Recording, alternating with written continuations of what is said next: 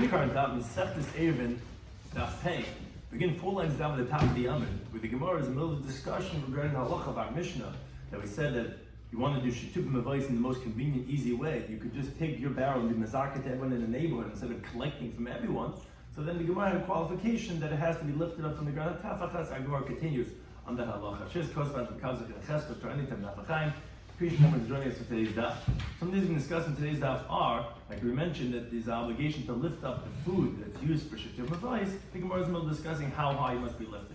Additionally, we can discuss whether a non-Jew's wife can rent his rights in the chassan. Like we said, if you live in a mavoi with a non-Jew, so you can't join in the Eruv, you have to rent his rights, whether the wife could go ahead and rent it instead of him. Some of the key terms and concepts are Eruv Tafshilim, which the halacha is that really a person is not allowed to go ahead and cook from Yom Tov to Shabbos. But however, if one makes an Eruv Tafshilim, then it's like as if he started already cooking from before, and he's allowed to cook on Yom Tov for the next day for Shabbos. And Kesuzi Mech Shirel is the halacha that when something of idolatry, it's like as if it's crushed, its measurement, as if it's totally burnt, and it doesn't even have a measurement in its dimensions, and that has relevance to today's daf.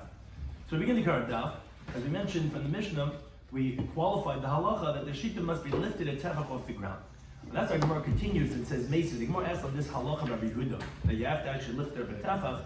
The Brisa says, Ketzad mishtatim b'mavoi. How do you do a shitufim advice?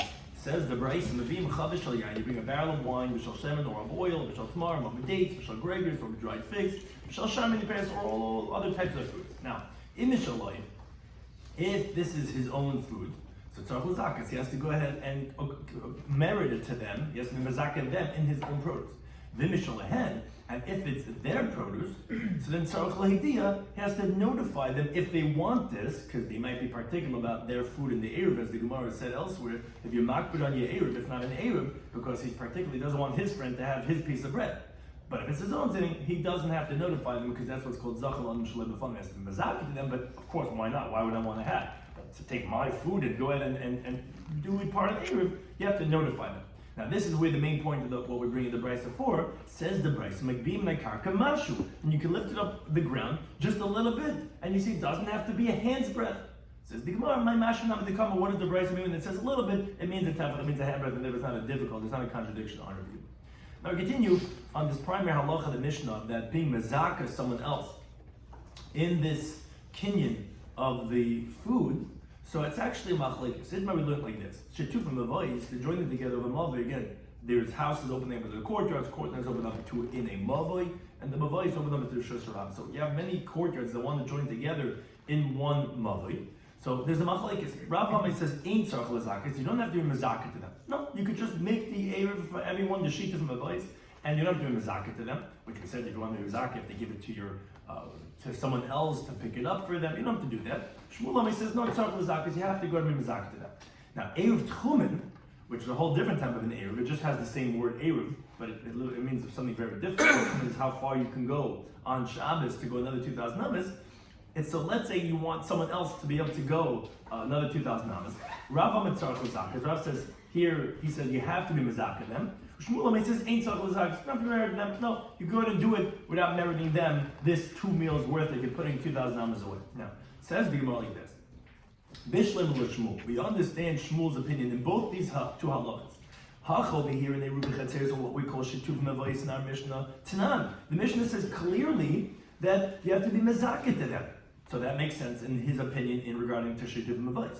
And hach over here by Eruvin Tchumen, the Gemara, the Mishnah says leave enough pibezim and out. How do you do shituf by tchumen? Meaning, if you want to join together many people, a whole family wants to go to Simcha 2,000 amas further than they usually could go. Lights none. Doesn't say over there mizakalan. So you understand Shmuel's opinion. By shitufim advice, it says in mizaka. By Eruvin Tchumen, it doesn't say, and that's his halachic opinion. But the Rav my time, according to Rav, how do you understand? He's exactly the opposite of how both our Mishnayos seem to indicate. He says by Tchumen you have to mizaka, and shitufim advice you don't have to mizaka. So says the Gemara Tanai that Rav would tell you it's a machlekes tanaim, and there is not difficult him. Now, Rashi actually learns it one way. Teza learns it on the whole different, on the other part of his halacha, and therefore a whole different interpretation. But we'll say like Rashi. Tanoi. Let me read the Rav. He brings the following story. From this story, you'll see it's a machlekes tanaim, which will show that Rav's are one of those two opinions. There was a story with the daughter-in-law of Rabbi Shloimy. She went to the bathhouse, Erev Shabbos. It wasn't like it used to be, like we have in a house. They would be out of the city limits. Problem is, and it got already Shabbos, it got dark, and the problem is she can't come back home. She's out of the tchum. It's already Shabbos. Now, but the Irva Chamaisa, but her mother-in-law, this is a good shviga, made an Eruv, the way Rashi learns it's Erev Tchumen, for the Shnia, for the daughter-in-law, before Shabbos made Erev Tchumen for her. Now, the story came from the Reb Chia, V'asay says, no, she can't come home on Shabbos. Now, Rabbi Shloimy Schwartzberg said to him, Pavloi, he said to Reb Chia was the Babylonian, because like the Gemara said in Sugya of Chaf Meral, Reb Chia and his sons came up and they re-established Eretz Yisrael, but they were originally from Babel. It says, Kol kach atamachim be'ervin, you're so stringent in the laws of Eruvin, you don't even let her come home? But this is what my father Rabbi said. Kol sheyesh l'cha lahakal be'ervin, wherever you should be lenient in the laws of Eruvin, hakal you should be lenient. And therefore, why are you asking her, why are you saying that she can't come home? She should be able to come home. Now, we begin with the following question. What was the reason why Ruchia said, no, she can't come home? Whose Erev was it? Did the mother-in-law make the Erev Tchumen for the daughter-in-law from her own food? From the mother-in-law's kitchen? The problem, why Ruchia says the problem because she wasn't mezaki it to her daughter-in-law. She didn't give it to someone else. Say he lifted up for Malkala that it should be a Tchumen for her. She wasn't mezaki and therefore it didn't work. Like Dilma Mishaloyer, no, maybe she used the daughter-in-law's food. Daughter-in-law had stuff in the mother's pantry over there. But the problem is she didn't do it with her acquiescence, with her awareness, and it doesn't work. Shloimi does. So one of the rabbis said to them, Rabbi Shloimy, and his name is Rabbi Yaakov. He says, I heard the interpretation of this story, that actually the mother-in-law used her own food for the daughter-in-law's tchum. The problem was because she wasn't mizakata, therefore it wasn't a valid Erev Tchumen, and therefore the daughter-in-law couldn't come home at Shabbat because she's out of the tchum. That's what we're middle of discussing. Well, if it's so that's why Tchumen is not necessarily Tchumen, especially we don't say Zachal Mishlo B'Fanav, because if you get it one way, you lose the other way. That's a discussion exactly what we say when we say Zachal, because Tchumen, if you get one way, you lose in another way. Now, only Reb Zera Reb Yaakov Bereid Bes Yaakov. So the story doesn't end yet. So Reb Zera said to Reb Yaakov, who was the son of the daughter of Yaakov, as Rashi says, his father wasn't such an upstanding individual if he didn't mention him. But Kimatas Hasan says, when you get over there, Akiv, I want you to go the longer way. I want you to go take a circuit around. Vizilla Sulama Ditzur, and go to the way, the path of the heights of Tzur. Ubayim named Rabbi Yaakov Reidi. I want you to ask Rabbi Yaakov Reidi, who that's what this interpretation was said, and ask him exactly how the story was. So Ubayim, he asked him, what's the reason why Rabbi said it was a problem? Was because the mother-in-law had used her own food, and since she didn't merit her, and therefore was also like maybe that she used the daughter-in-law stuff. And by the way, the Zachal there's only she was mezakater. She wasn't mezakater. That's what the Gemara is saying. The Gemara is saying that she wasn't mezakater, therefore it didn't work. You have to be mezaket to the person. Or maybe Mishalayim, or maybe because she used the daughter-in-law's but she didn't let her know it. You can't use someone else's things. Maybe I don't want my bread to be used in a certain way. So Amalei, he said to Mishal Chamay, it was the mother-in-law's own food that she used for the 2 meals worth of the Erev Tchumen. The problem was because she wasn't mezakatar. Now this is where it ends. So Rashi learns that what the Gemara is answering is that Reb Chia is the one who holds the Grav regarding the laws of Tchumen. Because Reb Chia was the one that said that the Erev Tchumen that the mother-in-law made was not valid for the daughter-in-law's Tchumen. And what was the real story? We weren't sure originally. Was it because it was the mother-in-law's own food? Was it the daughter-in-law's food? He said, no, it was the mother-in-law's food. And the problem was she wasn't mezakit to the daughter-in-law. So you see that by Erev Tchumen, it's tzarech lezakis. So therefore that supports Rav's opinion that it's like Reb Chia that's tzarech lezakis. Now, you have to say it, what? Well, you have to give it to someone else, or else it's from your right hand to your left hand. Like we said in the Mishnah, you want to be mezakit something to someone else, you got to give it to someone else, not like your minor children, and then they pick it up and they're mezakit for that person. What does it mean you don't have to be mezakit? The Madhumah says that you don't have to be mezakit. There's no requirement for a kinyan. How does it work? Just put it down. It's by its very nature she's mezakit by fact that she's going out to do this. Right. Yeah. So that's regarding Tchumen, and what's regarding the laws of Chatzeres? So that the reasoning of Rav is. The question is if she had any idea that anybody is mezakeh her. Because mezakeh shalom befuno, at least the person knows he wants it. Over here could be that the recipient doesn't even know that you're giving it to them. Right. So there's two different elements. Like we said, when you use their thing, you need to have their rotzen, because if you don't have their rotzen, so then they might say, hey, I don't want my stuff to be used like this. But if, let's say, you're giving your own stuff, so good, so it's your own stuff. So that's if it's a zach and log, if it's a schus for the person, then you could even do it shalem b'fun. You don't need to have their agreement. Then the question is, if you even need to have the zikui echlal, but do you need a kinyan, basically? That's really the question. When you're saying that do you need a kinyan? If you need a kinyan, that requires a zachan. That's tzarach lezakis. If you don't need a kinyan, so then what do I need to do? I did it for you, like you were saying. I made the Erev Tchumen for you. What do you have to? What do I need to do? So that's regarding Tchumen. Then regarding Eruvin Chatzeres, so that's Rashi has to add on, because he said he learns it like it was a story regarding Tchumen.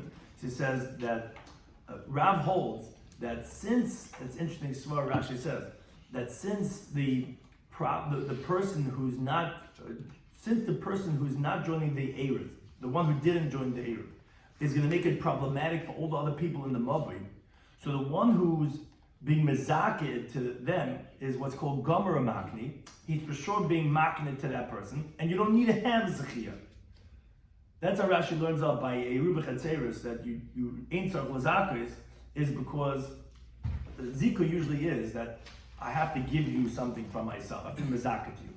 But the way Rashi says, by Rav holds, by Eruvin Chatzeres, that what do I mean? If you don't have a part of this Eruv, Chatzeres, no one could carry in this whole mavri because you didn't join.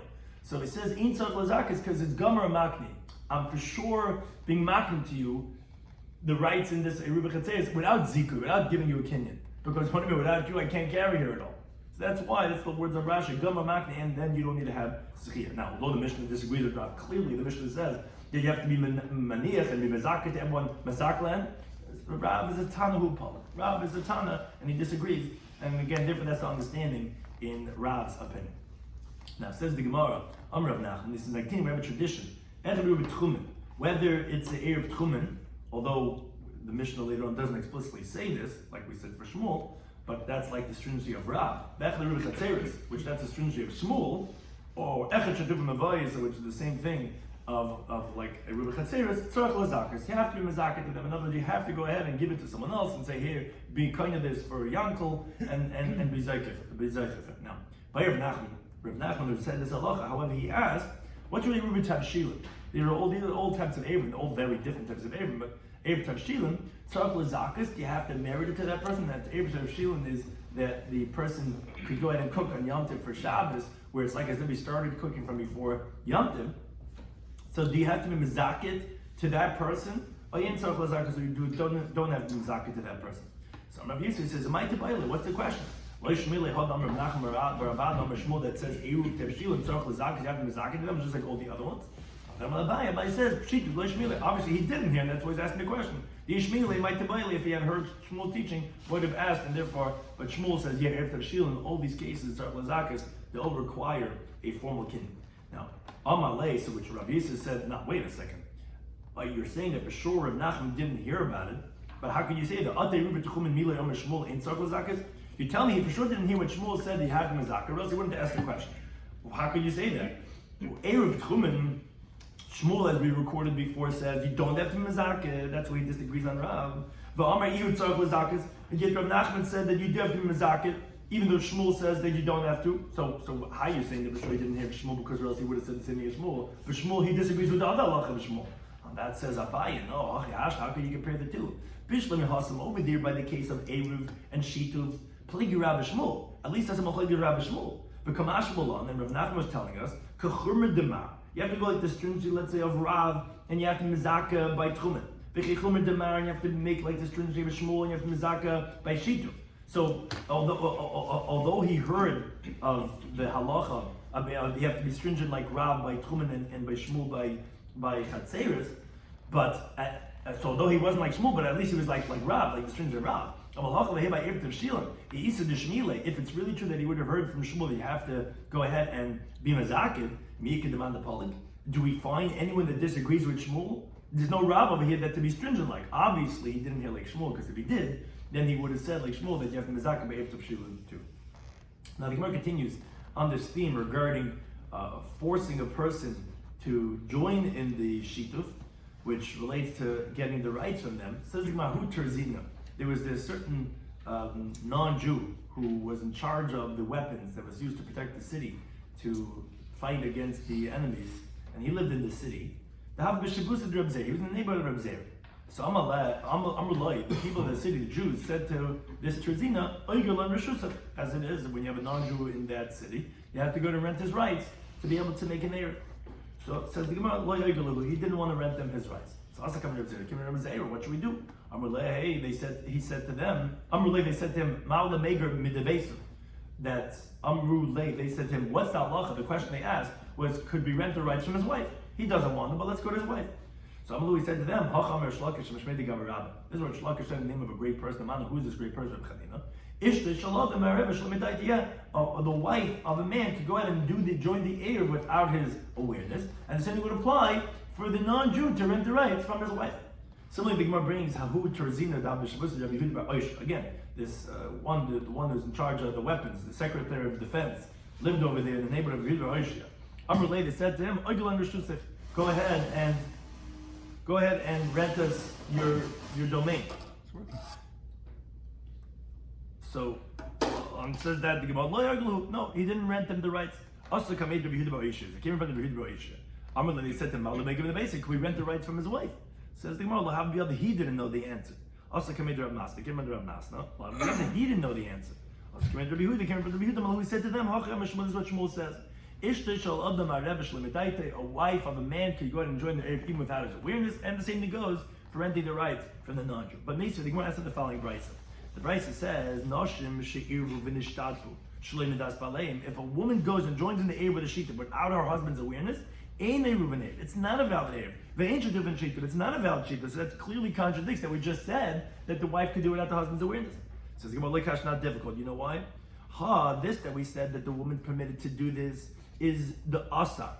If they don't join in the Erev, that it's going to make it forbidden on all the people of the mother, because he's there in that same area. Then you don't need the husband's awareness. This that we said in the Mishnah that the wife cannot do it without the husband's awareness is the loyasa. Is, for example, when you have a courtyard between two mavayis, and he usually uses one mavai and not this other mavai. And if he doesn't join with, he's not going to make it forbidden because he doesn't have Drisas regular, he has Drisas regular the other way. He could join and then he'll be part of it, but he's not going to make it forbidden if he doesn't. Then the wife cannot do it without the husband's awareness. It was only when he would make it problematic, as we're going to shortly see, that when you're going to ruin it for everyone, then we could go ahead and do it, even in the more inferior type of way of doing it. But if you're going to make it forbidden, then they're allowed, but then you cannot. It says the Gemara, it's actually logical to say this, that Shmuel would agree that where he's not going to make it forbidden on them, then you cannot do it through the wife. Because I'll tell you, if that's the case, that he would permit it even when you don't need to, Kashet Shmuel to Shmuel. You have a contradiction of Shmuel's own teaching. Because Shmuel says, if you have one of the members of the Mavi, that he usually joins together with the people of the Mavi. And one time he doesn't want to, and his intention is to make problems for them. They say, you know what? I'm not part of this. I'm not. You guys. Everyone's gonna be without an heir for Shabbos. The people of the Mavi could come into his house, and they could take the shita from him against his will. Now, but one thing you see from this teaching of Shmuel is rogel in only if this guy usually is part of the Erev. The whole neighborhood we have every Shabbos. Then is, and you don't want to join 1 week in spite because you got insulted by someone in the community. So that's it. You're not going to do it. Then we're going to force it. But she ain't rogel light. It sounds like if you don't usually go ahead and join in the Erev, then no. Shema no. Obviously, you see that when did Shmuel tell you this halacha of that you could do some type of like inferior type of Erev, like forcing the guy, you're doing it through his wife, is you're usually part of this, and now you're not going, you're going to ruin it for everyone. But if not, then yeah, Shmuel would agree, like we see in that Mishnah, that the woman cannot do it without her husband's awareness. That says the Gemara, let's actually say, to prove this halacha of Shmuel, that you could force someone to join in the Eruv. Why? Because the Brisa says, you could force one of the members of the community, to make the crossbeam or the side post for the Mavai, which is that fourth wall, and so you can force someone to join in the Eruv. So that should be the same thing for what Shmuel is saying, that you could go into his house and take the food for the Shetuvim Mavais. And I think most of the days, no. Can't bring a raya from there. Because Shani Hassan, that Brisa is different because the Lekha Machitzas, there's no walls. Meaning the Mavai, the alleyway, is totally open to the Rosh Hashanah. It's not easy to protect. So therefore you force him to go ahead and make these types of partitions and walls like a Lechi and a Kaira. But to permit carrying in the Mavai, that I can tell you, that's a halachic requirement. That's not something that you could force him. That would be something that you would have to go ahead and have his will. There, residents always have to pay for physical machitzas. That's why you can force by Lechi and Kaira. But it doesn't necessarily mean that the same thing would apply for a halachic permissibility. That they can't force. Or another interpretation, and the Girsa here, it has to be bebezdin shani, that in the courts are different. And that is, maybe we said that by the Lechem B'Kair means it can be forced by bezdin, but not by the residents. So therefore, to make the Lechem B'Kair, we said that the bezdin could force him, but for the members of the community to go into his house and take out the food for the Shetuvim Mavais, maybe that wouldn't be the case, and therefore there's no raya to Shmuel's halacha from that brisa. Now, parenthetically, once we discuss this halacha of Lechem B'Kair, we learned that Rav Chia Bar Ashi Yomei says, Oisin Lechi, you could make a lechi, which again is the fourth wall of a mavai, where it's a thin pole running on the side. You can make it of an asher. You can take an asher tree and make it into a lechi. Rabbi Shimon Malakash, he says, Oisin Kaira asher. You can even make a kaira, a crossbeam, which is a different type of a permissibility for the mavai, the fourth wall. You can also make an asher. You can take an asher tree. So the Gemara explains, Mandam a kaira, the one that says you could make it as a crossbeam, koshken lechi, but sure you could use it as a side post, because a lechi doesn't have any minimum measurement for its width and for its thickness. So therefore, it would for sure be valid. But Amanda Malech, the one that said you can use an asher for a lechi, Avokaiba actually has a crossbeam which requires a dimension of a tefach, of a handbreadth, that it could hold a half a brick. It has to be strong enough that it could hold a brick, half a brick. So this asherah, loy, would not be valid, because what's called kisuse mechter shirah, which means to say that its measurement is like pulverized. Because since in halacha an asher tree has to be burned, like the patzit in Bar Yud Beis, vasherem tisron be'esh, that their asher tree has to be burned in fire. So the measurement is not a measurement. It's like it's burnt already, and therefore won't have the dimensions of a kaira, and therefore it's not going to be valid according to that opinion as a kaira. Turn to halacha the next Mishnah, which we continue on the theme of shituf and mavais, which is the topics of these parakim. Says the Mishnah, we had said that you have to go ahead and have food from everybody in the mavoi, so that you put it into one of the chatzeris, and now everyone's considered one big chatzer. Says the Mishnah, what's if nismai ha'eichel? Let's say the food diminished from its measurement, which the Mishnah shortly is going to explain what is the measurement of how much food you have to have. But let's say the measurement diminished. So the halach is meisef u'mezaka. So he adds on, whoever is in charge, whoever is in his court, he adds on, and he's mezaka to the rest of the members of the community. And he doesn't have to notify them of this fact that he's doing this. And the reason is because since they were originally acquiesced for this, even if it's from their own food, so although generally when it's their own food you have to tell them, here even when it's their own food, you don't have to go ahead and notify them. Now let's say and let's say more members moved into the community. So Ma'asav Mazaka. So you could add on food and you can be Mazaka to them, and here it's he have to notify the new people that moved into the community if they want to go ahead and join in the Eruv. As Rashi explains, we're talking about we're using their food for the Eruv, as we explained already before. When it's their own stuff, they might be particular about it, and therefore you have to notify them. Now, so Rashi actually says, there's two things really that we're saying in this one sentence. If the guy's using his own stuff, so then he's Meisef Umazaka. He's adds on, and he's Mazaka to them. But if he's using their food, then Tzarech Leidi has to notify them. So they're really two different halachas. It's not the same. It's not one case. Moisav Mazaka and Tzarech Leidi are two different cases. If he's using his own stuff, so he adds on and he's mazaka to them. He doesn't have to be notify them because it's a schus, zachal mishal. And if he's using their stuff, it's not mazaka them. It's theirs, but he has to notify them. Now it says the Mishnah, kama shiur. How much is the measurement? How much food do you need to have for a shetuvim of life? So it says the Mishnah like this: Bisman Shehu Merubin, when there's a lot, which the Gemara is going to explain what is a lot and a little, but when there's a lot of people, it's Muslim Shtei Sudas to Kulam. You have to have, in total, you only have to have 2 meals worth for all the people of the whole mother. Because when there's a small amount of people, it's kegregus l'chalechav echad, it's like not a dried fig for every single person. Now that Rabbi says that, remember, when do we say this? But this was only said in the beginning when you're coming to make the Eruv. Shiuri Eruv, when you have the remnants of the Eruv, meaning of, let's say, some of the measurement got diminished, then Kolshu, Rabbi disagrees on the Tanakama. He says that even a small amount, the Tanakama was talking about what do you do in the diminished, so that you have to replenish it. He says, no, if you start off with the right amount, even if it got diminished, you don't have to add on. And moreover, he says, because we didn't say that you even have to make in the Eruv Chatzeres after you already made a Shetuvim Avayis, so that we should not have that it should be forgotten the laws of Eruv Chatzeres, esatenaikis from the children that are going to come later on because they never saw an Eruv Chatzeres in their life, because they always did a Shetuvim Avayis. So therefore, the truth is we don't really need Eruv Chatzeres. We're only doing it so that the children shouldn't forget, and therefore we're lenient regarding the measurements of the Eruv of itself. Now, so Gemara, however, goes to the opening halacha of the Mishnah and says, wait a second. B'mayeskina, we learned in the Mishnah, we started the Mishnah by saying that if the food that got diminished, so we said that ma'asev mazaka. So you go ahead and you add on to whatever it is, and you don't have to notify the people.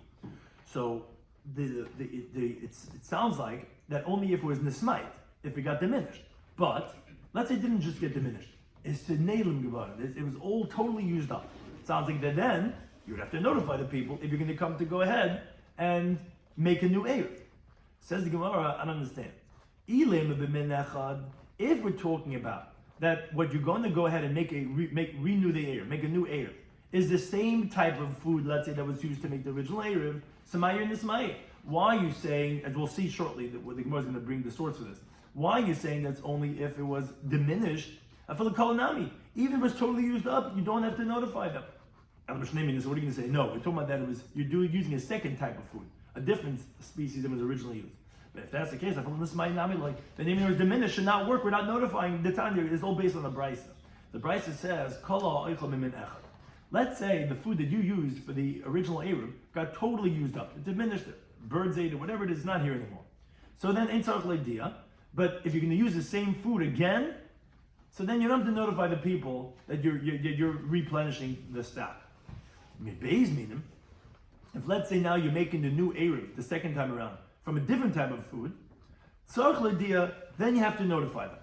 Now, as Rashi explains, the Gemara assumes that if it's a different species, it's called beis minim, then even if it was nismayit, that then you have to notify them because it's a different type of food.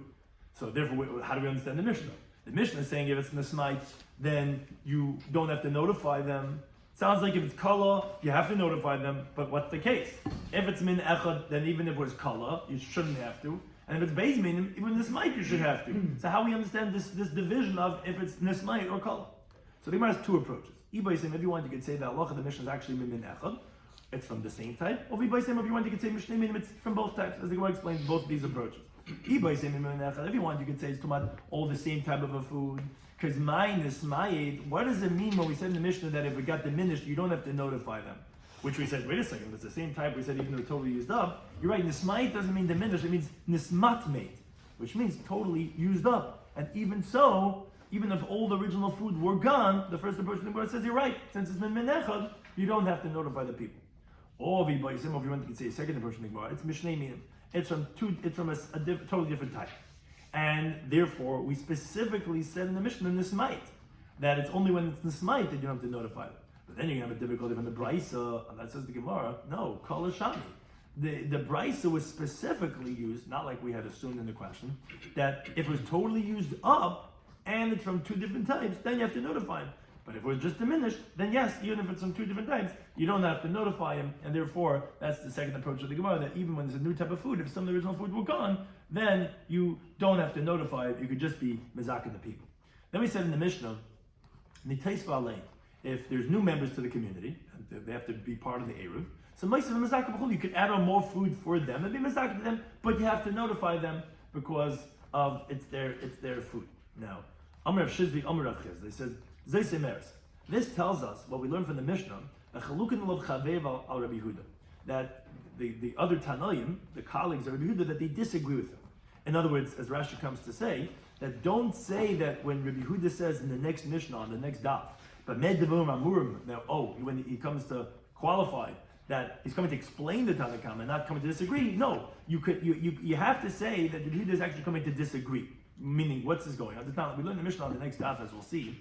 Amar Yehuda says, but when did we say this halacha that you need the person's das, you need to have his agreement? Is only be'eruv techumen. It's only if you're coming, as we mentioned, as someone asked before, when you're going to make an eruv techumen.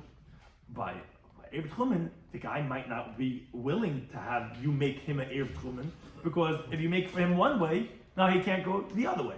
So that's what Rabbi Yehuda says, that's where you need to have the person's das. But if you're making an eruv chatzeres that a person can carry in this whole area, so Rabbi Yehuda ma'arvin, and you can make an eruv bein ladas, bein shalei ladas, where the guy knows about it, where he doesn't know about it, because it's a schus. Why not? I'm not losing anything. If anything, I could just go ahead and carry over here. On that, it says Rav Shizbi, that's not like our Mishnah, because our Mishnah said that tzarich l'idea. We said that when there's more members to the community, you have to go ahead and add on food and v'tzarich l'idea. That's not like a Yehuda. Yehuda says you don't have to notify them because you don't need the guy's das. So the Gemara actually says it's so obvious. The Gemara asks, Pshita, obviously that we infer from this the chalukin that they disagree.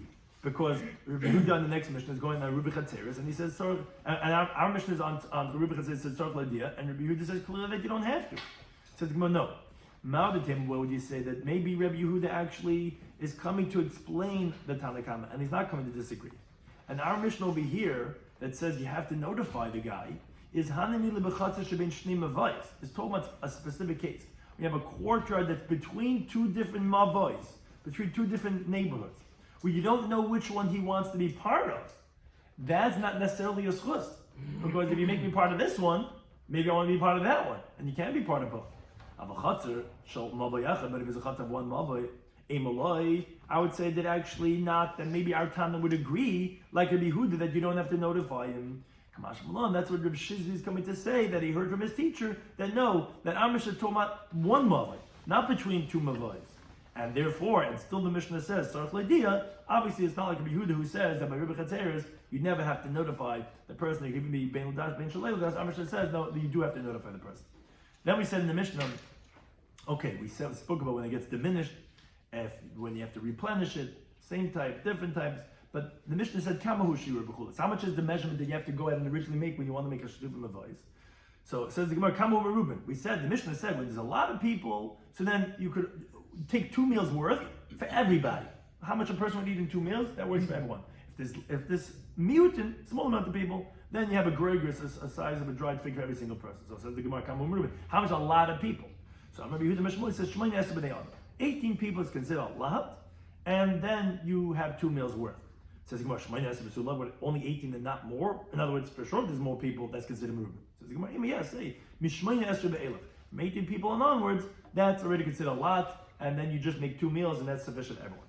It says the Gemara, what's the magic number 18 that is considered a lot of people? So Rabbi Yitzchak, he says, I heard this interpretation from my father, that essentially the idea is that we want to go leniently. So when there's a lot of people, and then every person's dried fig is going to make it, if you do it times 18, is going to be more than 2 meals worth, then it's going to be enough with 2 meals worth. And we don't say that then every single person has to have a dried fig's worth. When there's a few amount of people, that if every single person brings a dried fig, it's not going to reach 2 meals worth, then it's going to be sufficient with a dried fig for every single person, and whichever one is the more lenient, that's what the metrics, places go through the calculation, but that's where the metrics are, so that's what he explains. If you're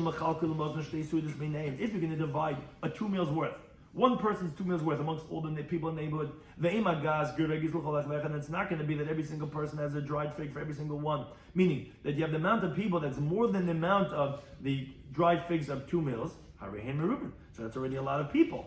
And that's what we learned in the Mishnah, that then you don't have to have a dried fig for every single person. Rather, it's sufficient with 2 meals worth for everybody. But if not, let's say they don't have so many members of the community, that's the amount of the dried figs of 2 meals worth, then there are a small amount of people, and then they don't need to have 2 meals worth. It's enough with every single person having a dried fig, and that's how you understand the halacha of the Mishnah. Rabbi Yehuda, who said the number 18, and he didn't say, like we just explained, says the Gemara, parenthetically, he wants to explain to us, when he wants to explain the Mishnah, to give us the calculations and to tell us The shtei sudas have shmona as a gregors. That 2 meals worth is 18 gregors. That's what he said. That the halacha is a merubin is 18 people. Why 18? Because if you do the math of the calculation of 2 meals worth and you divide it to see how many gregors are going to come out, you'll see that 18 is going to be 2 meals worth, and therefore we're saying when there's many, 18, then you have just 2 meals worth. You have 19, 20, 20, you could still only have 2 meals worth. You have less than that, you don't need to have 2 meals worth. It's enough to have a gregors of every single person. We'll start the next Mishnah, because it's still on this Daf, which continues on this halacha of foods of Eruvin Shetufim, which we've had this already once before, as the Gemara is going to ask. You can make an Eruvin Chatzeris, the Shetufim Avois, with anything except for water and with salt. That's the Rabbi Shloimy says no. Kikar has to be a complete loaf. Who Eruv? That's considered as an Eruv. And he explains, Afila mafisa, even if you have such a big loaf of bread, that's a saw in one loaf. But you took off a small little piece and you made it into a broken piece. But you cannot make an Eruv with it, as Gemara explained. It has to be a whole loaf, as the Mishnah says. But if you take Kikar, even a small little bilkala, Ki'isr, like the size of an Isser, it's a small coin, who's shalom, but it's intact, then you can go ahead and make the Eruv. But as Rashi points out, as long as there's many of these small bilkalach, that you'll have like a gregors to every single person until 2 meals worth, because it has to be the shiur of a gregors. But when you have 2 meals worth, then that's sufficient. But again, it has to be a complete loaf for it to be as a valid Eruv according to that of the Bishul. Something to discuss in today's Daf, an Eruvin Daf pay, was, we said the teaching of Rabbi Yehuda from the previous Daf, that you have to, when you mizaked someone else, the shetuvim avos, you have to lift it up in the ground. A tefach, even though the Brisa says that it's a mashu, so we can explain that means a tefach. Then we actually had a machlekes regarding the halacha.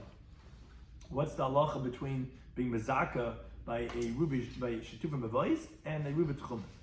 So we had the opinion of that Rav, that Shetuvim Avos actually does not need a zikut, and Tchumen actually does need.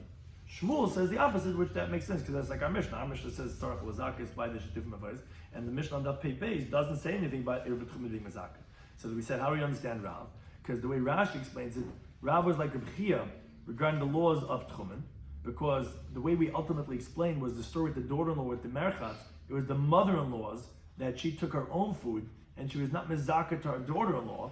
So you see that Reb Chia said it was forbidden for the daughter-in-law to use that Eruv because she wasn't Mazak, and you see that Eruv Tchumen needs Zikui. That's like Rav. And what's with the fact that our Mishnah says Reb Chatzeris needs Zikui and Rav says you don't need to have? So Rashi explains that because Rav is Tanahu Upalik, and therefore he disagrees on the Lach of Chatzeris. As Rashi said, the reason why you don't need to do Zikui is because Gomer Makni, which is, of course you have a right over here, because if not for you, I can't even carry over here. You don't even have to Mazaka to him. You don't have to do a Zikui. And then we actually said from Rav Nachman that actually he says all the cases require zikui because he's machmer like Rav and like Shmuel, and moreover we said from Shmuel himself that the same thing would apply by Erev Tavshilin, that also requires halacha of zikui being mizakeh to the other person that he could be able to cook on Yom Tov for Shabbos. Then we said you could do an Erev or rent the rights from the wife of a person Shloimy died, do it without his awareness. Now, but as the Gemara qualified, that's specifically if he's not going to join the Erev, he's going to make it usher on them. But if it's, let's say, between two Mavais, and he wouldn't make it usher, then you wouldn't be able to make the Erev through the wife without the husband's awareness. Now, there's no raya to Shmuel that you could forcibly take from a person his Erev when he makes it forbidden on him, which is what the Gemara is being a raya from a Brisa that says you could force a person regarding a lech and a kara, because Shmuel said you can go to the guy's house. He always joins the Erev. He doesn't want to be forcibly taken from him. There's no raya from the Brisa regarding a lech and a kara, because there it's different, either because in the case of Shmuel, there's no walls. By a wall, you could forcibly force him to join, but to join the Erev, not necessarily. And also, you could say that in the courts are differently. The court could force, but the members of the community not necessarily could go to a person's house and take it off from him, and therefore there wouldn't be any raya from the Brisa. Parenthetically, once we introduced lechi and bakari, we said that you could make a lechi from an asherah tree, but there was a machlekes regarding a crossbeam, because one opinion holds that you say it's like it's pulverized and you don't have the measurement of holding an ariach of a half a brick, and therefore it's not going to qualify as a kaya. Then we went to the halacha, the next mission. We said, what do you do if the food of the Erev got diminished? So you add on, and you mizak it to them, and you don't have to notify to them. Now, what happens if there's more members come into the community? So then, if it's his own food, so then you add on, and you mizak it to them. because you don't have to notify them because it's a schus. But if, let's say, using their food, so then you have to notify them because you don't have to zak, it's theirs, but they say, maybe I don't want my food to be with these guys, I don't want to be part of this neighborhood. So then you would have to notify them. How much is the shiur of the shita mavois? So when there's a lot of people, Gemara ultimately explained there's 18 or more, so then it's 2 meals worth for them all, because that equals into 18 gregors. When you have less than that, then you don't need to have 2 meals worth. It's enough to have a gregor for every single person. How much is the shiuri eruv? So that actually, Rabbi Yasi, who disagrees with the Tanakhama, he says that it's enough even to call shiur. Tanakhama obviously disagrees because he's talking about replenishing when it's nismai. And Eruvin Daf, when there is shituf already, the truth is you don't need to do it because the shituf covers for the eruv, because it's even encompassing carrying a large area. But so that the children don't forget, that's why we make shituf. That's why we make Eruvin Daf. But that's what Rabbi Yasi says, that you don't have to really, if there's just at least a little bit left over, it's good enough, because really halachically you don't even need to have the Eruvin Daf. Now, although when it's one type of food, even when it gets diminished, you don't have to go ahead and notify them. And when it's 2 different types, it sounds like from the Brisa that even if it just get diminished, you can't do it without notifying them. So how do you understand the halacha of the Mishnah that seem to differentiate if it's nismayit or kala legami or got totally used up? So either you could say I'm just talking about one species, and nismayit doesn't really mean nismayit, means nismat mate, which means that it got kala, it got totally used up, and yeah, even so, you don't have to notify them. Or it's talking about 2 different types, but kala is different. But if it's nismayit, then even the Brisa would hold, even by 2 different types, you wouldn't have to notify them. And then that's the case of our Mishnah, since it was nismayit, even though it's a different type, you don't have to notify them. We said in the Mishnah that even, in other words, we said that you could even say in the halacha of our Mishnah that by a chatzar, that's between 2 different mavayis, but by a chatzar, meaning you could have learned in the Mishnah, that when our Mishnah says that when you have to notify the person, when there's more dwellers in the neighborhood, that you have to let them know, that you could have said that that's only by a chatzah between 2 different mavais. But if it's of one mavai, then you would have thought to say that you don't have to notify them. That's why we need Rav Shizbi to say that no, our Mishnah is not like Rabbi Yehuda from the next daf, that he holds Rabbi Chatzeris does not have to have his awareness, and that we're saying that our Mishnah it disagrees, because that was the tradition he had from his teacher, that our Mishnah is talking about even in one mavai, where you're not losing anything at all, it's only gain, it's not between 2 different mavais. Even so, our Mishnah disagrees and holds that you need a tzarech leidi, you have to notify the dwellers over there that do you want to join the Arab, because they disagree with Rabbi Yehuda. Whereas by Eib Tchumen, that's where Rabbi Yehuda holds that no, that then you would have to notify the person because it's not a total gain. You're gaining one side, but you're losing the other side. The halacha of the next mission that we started said you can make your Eruvin, your shituv, with any type of food except for water and with salt. But the other opinion said that no, it has to be specifically a loaf of bread, it has to be intact, it can't even be a broken piece. It can be huge but broken, not good. Small but intact is going to be good. Thank you to any time.